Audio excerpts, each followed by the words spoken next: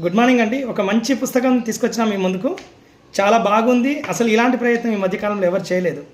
పర్టికులర్గా గోనగన్నారెడ్డి సార్, అసలు పేరు రాపోలు శ్రీనివాసులు సార్ ఎవరైతే ఉన్నారో అద్భుతమైనటువంటి థీమ్స్ని పట్టుకొచ్చింది సార్ ఎకానమీ విషయంలో.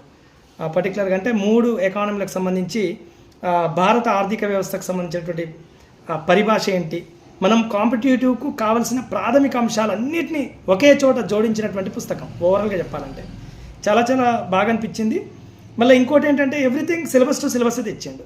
పేదరికం కానీ, నిరుద్యోగం కానీ, జాతీయ ఆదాయ భావనలు కానీ, లేకపోతే దానికి సంబంధించినటువంటి నిరుద్యోగం కానీ, మనకు సిలబస్లో ఏదైతే ఉందో ఇది వ్యవసాయ రంగం కానీ, లేకపోతే జనాభాకు సంబంధించినటువంటి ఇష్యూస్ కానీ, అదేవిధంగా మన ఎఫ్డిఐలు ఎఫ్ఎఫ్ఐలకు సంబంధించినటువంటి ఇష్యూస్ కానీ, అంటే ప్రతిదీ రీసెంట్ అంశాలతో క్రోడీకరిస్తూ రాసినటువంటి పుస్తకం.